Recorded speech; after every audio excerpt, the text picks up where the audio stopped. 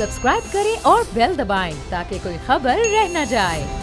थोड़ा domestic issues पर भी बात कर लेते हैं। अनवर, आप पार्लियामेंट में भी आते जाते हैं, पॉलिटिशियंस से भी आपकी गुफ्तगू होती रहती है। जो मेरी इत्तला है वो ये है कि मरीम नवाज़ साहब अब एक्टिव होने जा रही हैं। एक कैंपेन बनाई जा रही है उनको बाहर ले जाने के लिए।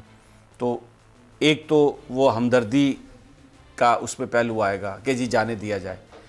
फिर वो जब खुद अब लग ये रहा है कि अगले चंद दिनों में वो अपने ट्वीट्स पर एक्टिव होंगी, बयानबाजी देंगी, सियासत एक्टिवली वो करेंगी, और उसमें फिर ये समझा जाएगा कि क्योंकि उनको अपने वाले साहब के पास जाने नहीं दिया जा रहा इसलिए वो बोल रही हैं, एक प्रेशर बिल्डअप किया जाएगा।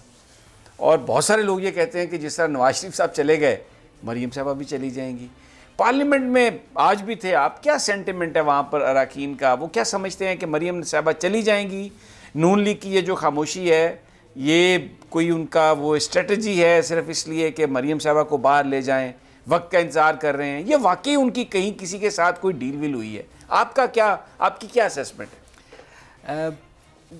पार्लियामेंट में ये देखा गया कि जो मुस्लिम लीग नून है वो इस इंतज़ार में है कि मरीम नवाज़ बाहर निकल जाए, उसके बाद वो शोर शराबा कर सकें ताकि वो खुल के सामने आ सकें। अभी तक वो थोड़ा सा प्रेशर में, अंडर प्रेशर है। जेल में अगर है तो खौफ क्या वो जेल बर्दाश्त नहीं कर सकती?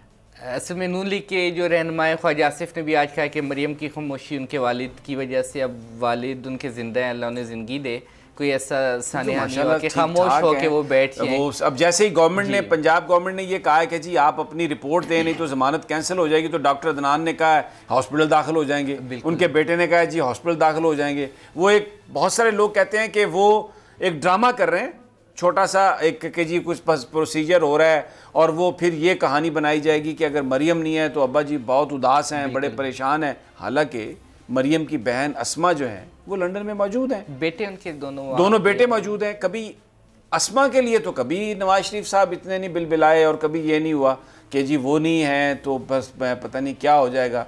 तो मरीम साहबा क्योंकि अब यहाँ पर हैं, इनको बाहर ले जाना मकसूद है, तो चली जाएंगी बाहर। बिल्कुल उनकी कोशिश है ये किसी भी तरह मरीम नवाज़ को वहाँ पे बुलाया जाए और वहाँ पे अकोमोडेट किया जाए, और एक दफ़ा वो यहाँ से निकलेंगी तो वो खुल के हुकूमत के साथ टकराने की कोशिश करेंगी।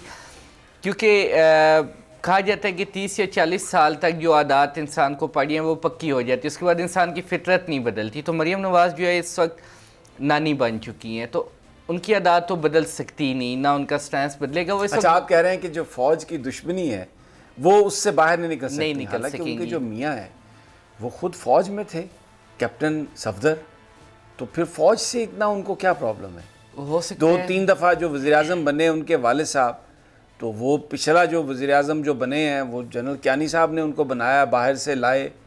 तो सबको पता है कि वो किस तरीके से ये सारा वो जो चार्टर ऑफ डेमोक्रेसी था, 5 साल उनके 5 साल उनके, तो वो तो खुद भिड़ते हैं, खुद लड़ते हैं नवाज शरीफ साहब। राहिल शरीफ साहब ने तो कुछ नहीं कहा, जनरल कमर जावेद बाजवा साहब ने भी कुछ नहीं कहा, इवन कियानी साहब ने भी, किसी ने गवर्नमेंट तो नहीं इनकी बदली। तो ये तो खुद ही लड़ पड़े और लड़के टकरे मार मार के तो इन्होंने अपना ये हाल कर लिया। अगर मनी ट्रेल दे देते और ये अगर अकामा नहीं निकलता तो सुप्रीम कोर्ट तो कुछ भी फैसला ना कर पाती ना।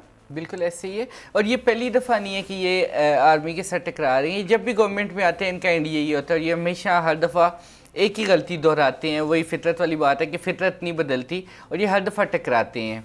और मरीम नवाज़ भी अपनी जो है उस वक्ती तौर पे उस रविश इसलिए बाज है कि यहाँ पे उसको ये है कि शायद मुझे बाहर नहीं जाने दिया जाएगा, मेरे खिलाफ कार्रवाई हो सकती है।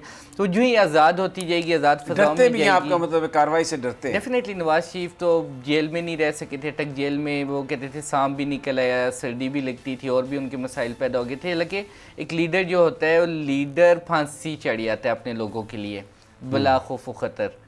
तो मेरा नहीं ख्याल कि वो इस हद तक वो ये चीज़ें बर्दाश्त कर सकते हैं। वो थोड़ा सा मम्मी डैडी लीडर हैं, आप कह लें सादा अल्फाज में।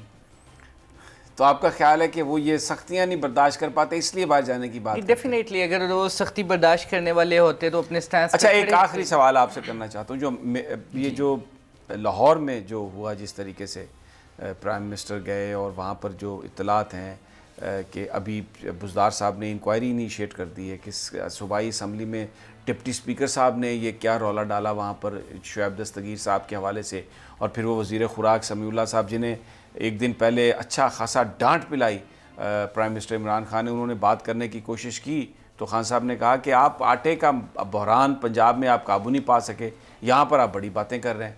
तो उनके ख़िलाफ़ एक इंक्वायरी इनिशिएट हो गई है। क्या सेंटिमेंट है तहरीक इंसाफ के अरकान का कि ये जो कुछ भी हुआ है उस पर कोई जो लीडरशिप है वो कोई सख्त नोटिस लेते हुए नज़र आ रही है, जैसा KPK में हुआ 3 वज़ीरों को निकाल दिया गया? डेफिनेटली एक आगाज़ हो चुका है। इमरान खान या प्राइम मिनिस्टर ने इससे पहले एक तासर ये था कि शायद वो अकोमोडेट करते हैं, नेपोटिज्म करते, अपने वज़रा के ख़िलाफ़ कार्रवाई नहीं करते। तो जो KPK में उन्होंने अपने 3 वज़रा को एकदम फारिग किया, उसके बाद अब पंजाब में भी ये वाक़यात हुए, उन्होंने डांट पिलाई, झाड़ पिलाई। उसके बाद इस चीज़ का ये एक उनका तासर ज़ायल हो रहा है और मेरे ख्याल में अब वो देख रहे हैं संजीदगी से इन मामलात को कि जो मामलात PTI की मकबूलियत में कमी का बायस बन सकते हैं, वो इन चीज़ों को कंट्रोल करने की कोशिश कर रहे हैं, स्पेशली पंजाब में। क्योंकि पंजाब में एक काफ़ी ज़्यादा इख्तलाफात जो हैं इस वक्त सूबाई हुकूमत की जो है उसमें मौजूद हैं।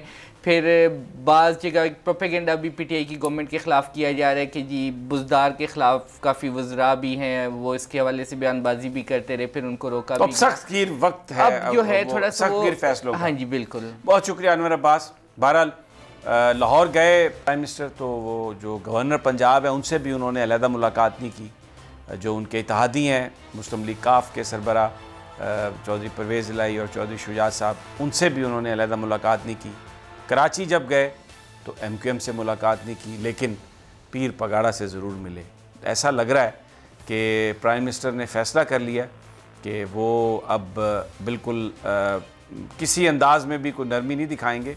और उसकी एक बड़ी वजह यह बताई जा रही है कि मरकज़ में भी और सूबे में भी मुस्लिम लीग नून के अरकान की एक बड़ी तादाद, एक साइलेंट सा उन्होंने यकीन दिलाया प्राइम मिनिस्टर को कि अगर वफाक में या सूबे में कोई तहरीक अदम एतमाद पेश हुई तो वो वोटिंग में हिस्सा नहीं लेंगे, और अगर हिस्सा लेना पड़ा तो उनके वोट बिल्कुल उसी तरह ख़राब होकर निकलेंगे जिस तरह सेनेट के चेयरमैन के इंतखाब के मौके पर चंद वोट ख़राब हुए और जो संजरानी साहब हैं वो बदस्तूर सेनेट चेयरमैन के ओहदे पर फाइज हैं।